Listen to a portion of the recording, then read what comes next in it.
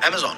इस कंपनी की शुरुआत भारत में 2013 जून में हुई थी और देखते ही देखते कुछ ही सालों में हजारों करोड़ का व्यापार करने लगी। रीसेंट रिपोर्ट्स के अनुसार Amazon ने फाइनेंशियल ईयर 2022 में 21,462 करोड़ का व्यापार सिर्फ भारत में किया। Flipkart started in India in October 2007 from Bangalore and currently ये एक साल में लगभग 50,000 करोड़ का बिजनेस कर रही है। इसी तरह स्विगी की शुरुआत 2014 में हुई और 2022 तक ये $10 बिलियन यानी कि तकरीबन 80,000 करोड़ की कंपनी बन चुकी है। हम बात करें जेप्टो की या फिर रैपिडो की, टंसो की, ग्रोफर्स की या फिर डिलीवरी की, इनमें से हर एक कंपनी की शुरुआत अभी हाल फिलहाल में ही हुई है, बट इन सब ने सुपरसोनिक स्पीड से ग्रो किया है और आज हजारों करोड़ का व्यापार हर साल कर रही है। ये सारी कंपनीज करती क्या है? अगर हम गौर से देखें तो ऑलमोस्ट ये सारी कंपनीज एक जगह से एक प्रोडक्ट को लेती हैं और दूसरी जगह पहुंचाने का काम करती है और इसके लिए कुछ बीच में कमीशन चार्ज करती है। इसीलिए आज इन सबकी ग्रोथ इतनी तेजी से हो पाई। आप सोच के देखो कि क्या ये प्रोडक्ट्स जिनमें ये डील करते हैं, क्या ये प्रोडक्ट्स इनके खुद के हैं? क्या इन्होंने वो प्रोडक्ट्स खुद बनाए? जी नहीं, ये प्रोडक्ट्स पहले भी मार्केट में थे और हमारे जैसे कस्टमर्स भी पहले से ही मार्केट में मौजूद थे। इन कंपनीज ने एक प्लेटफॉर्म तैयार किया जिससे सेलर और बायर दोनों की परेशानियां थोड़ी कम हुई, सारी प्रॉब्लम्स इनकी सॉल्व हुई। सेलर की मार्केटिंग आसान हो गई और बायर की मेहनत, घर से बाहर निकलना, भीड़ भड़ाके में खरीदारी करना, मोल भाव करते रहना, वक्त जाया करना, ये सारी दिक्कतें जड़ से खत्म हो गई। आपको भूख लगी है, बाहर जाने का मन नहीं है, स्विगी और जोमेटो का नाम आपके दिमाग में सबसे पहले आता है। एक इंसान जो आपके लिए खाना एक जगह से दूसरी जगह लेके आएगा, ये भी इनडायरेक्टली ट्रांसपोर्टेशन का ही बिजनेस है।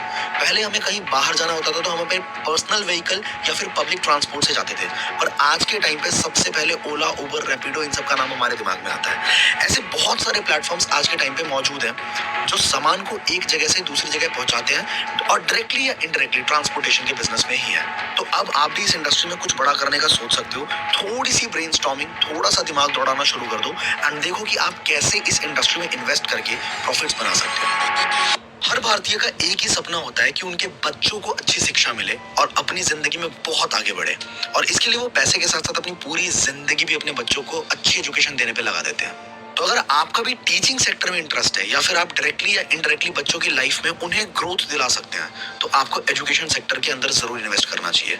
यूडेमी की शुरुआत 2010 में हुई और आज $4 बिलियन की कंपनी बन चुकी है। Byju started in 2011 and became a company worth $16.5 billion in 2018. Unacademy started in 2015 and 2020 तक $3.4 billion की कंपनी बन गई। Similarly, there are n number of startups in education sector like Skillshare, Coursera, Eruditus, Upgrad। इन सारी companies की शुरुआत अभी पिछले 5-10 साल में ही हुई है और ये एजुकेशन सेक्टर की टॉप कंपनीज में से एक है। इस सेक्टर में शुरुआत करने के बहुत तरीके हैं, जैसे कि आप स्कूल खोल सकते हैं, कॉलेज खोल सकते हैं या फिर एक कोचिंग सेंटर की शुरुआत कर सकते हैं। Education sector is not limited to only formal education. इस सेक्टर का मतलब सिर्फ साइंस, मैथ्स, अकाउंट से नहीं है। अगर आप एक अच्छे वीडियो एडिटर भी हो, आप वो सिखाना शुरू कर सकते हो। अगर आप अच्छा गिटार बजाना जानते हो या फिर आपको स्टॉक मार्केट में अच्छे से ट्रेड करना आता है, आपको स्वेटर बुनने से लेके रॉकेट को ऑपरेट करने तक कोई भी स्किल अगर आती है, तो आप ऑफलाइन अपना इंस्टीट्यूट खोल के या ऑनलाइन सोशल मीडिया के जरिए किसी भी माध्यम से ये और भी बाकी लोगों को सिखाना शुरू कर सकते हो और इससे आपको बहुत फायदा होगा। अगर मैं अपनी भी बात करूं तो मैंने अपनी कंपनी आई डिजिटलप्रेन्योर की शुरुआत की थी दिसंबर 2020 में, जिसमें हमने लोगों को हाई पेइंग स्किल्स और उन्हें मोनेटाइज कैसे करना है। अगर आपके पास एक्सपीरियंस बिल्कुल भी नहीं है बिजनेस का, तब भी किसी भी बिजनेस को स्क्रैच से उतना एस्टैब्लिश कैसे किया जा सकता है, ये सब सिखाना शुरू किया और आज लगभग 2 साल के अंदर उसकी वैल्यूएशन हम 100 करोड़ से ऊपर लेके जा चुके हैं। This clearly shows that there is a huge scope in education sector और आपको इसमें निवेश करने के बारे में जरूर सोचना चाहिए। हाँ, ये सच है कि 90% बिजनेसेस फेल हो जाते हैं, पर इसके पीछे का सबसे बड़ा कारण यही है कि लोग बिना स्किल सीखे, बिना किसी एक्सपीरियंस के बिजनेस में मोटा पैसा लगा के रिस्क लेना शुरू कर देते हैं। स्विमिंग पूल में पैर चलाए बिना ही मोटिवेशन में आके सीधा समंदर में तैराकी करने की कोशिश शुरू हो जाती है। अगर आप एक बहुत सफल बिजनेसमैन बनना चाहते हो, तो पहले आपको किसी ऐसे जगह बिजनेस सीखना चाहिए जहां आपके पैर जमीन पे हो, जैसे कि स्विमिंग पूल। वहां डूबने का डर नहीं रहता। एक बार आपने फंडामेंटल समझ ली और उसकी अच्छे से प्रैक्टिस कर ली, बस फिर तो आप समंदर के लिए भी तैयार हो और ओशियन के लिए भी। आई डिजिटलप्रेन्योर आपको मौका देता है कि बहुत सारे सक्सेसफुल एंटरप्रेन्योर्स से उनके यूनिक स्किल सीखने का, कि उन्होंने कैसे इतने बड़े व्यापार को एस्टैब्लिश किया और वो भी रिस्क फ्री रहते हुए, बिना लाखों करोड़ों रुपए इन्वेस्ट किए भी आप बिजनेस के बेसिक्स एंड फंडामेंटल सीख सकते हो एंड पैसे भी कमा सकते हो।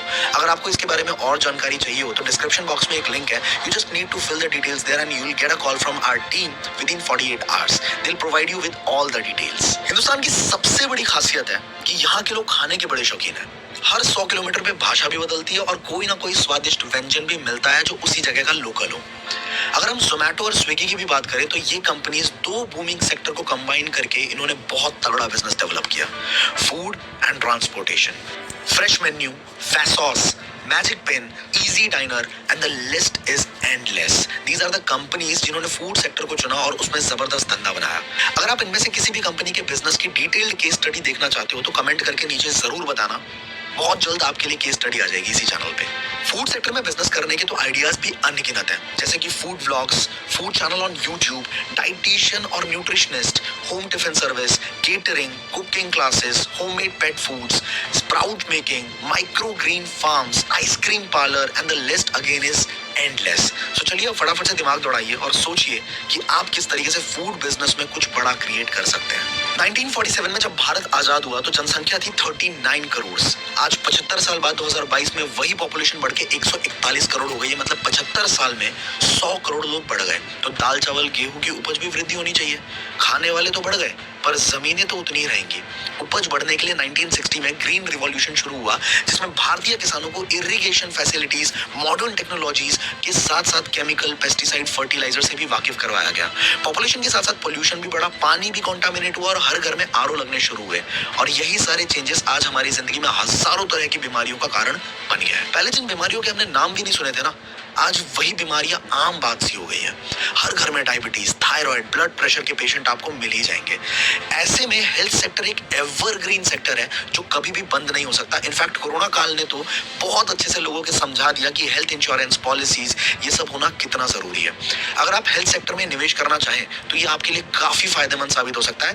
आप हेल्थ सेक्टर में निवेश करना चाहें तो ये आपके लिए काफी फायदेमंद साबित हो सकता है। Netmeds, Healthify, pharmacy, Tata health, ट्रैक्टो, generic Aadhaar, these are some successful startups in health sector जिनके बारे में आप पढ़ के इंस्पिरेशन ले सकते हैं। और अगर आप इनकी केस स्टडीज देखना चाहें तो नीचे कमेंट करके जरूर बताएं। आपको एक बार फिर से याद दिला दें कि अगर आप रिस्क फ्री रहते हुए बिना लाखों करोड़ों रुपए इन्वेस्ट किए बिजनेस के बेसिक्स एंड फंडामेंटल्स सीख के पैसा भी कमाना चाहते हो, वो यूनिक स्किल्स जिनकी बदौलत सक्सेसफुल एंटरप्रेन्योर्स इतने बड़े व्यापार स्टैब्लिश कर पाते हैं, वो सब सीखना चाहते हो, वो भी डायरेक्टली फ्रॉम द एक्सपर्ट्स, तो डिस्क्रिप्शन बॉक्स में दिए गए लिंक के थ्रू फॉर्म को फिल जरूर करें। You'll get a call from the team within 48 hours. They'll provide you with all the details.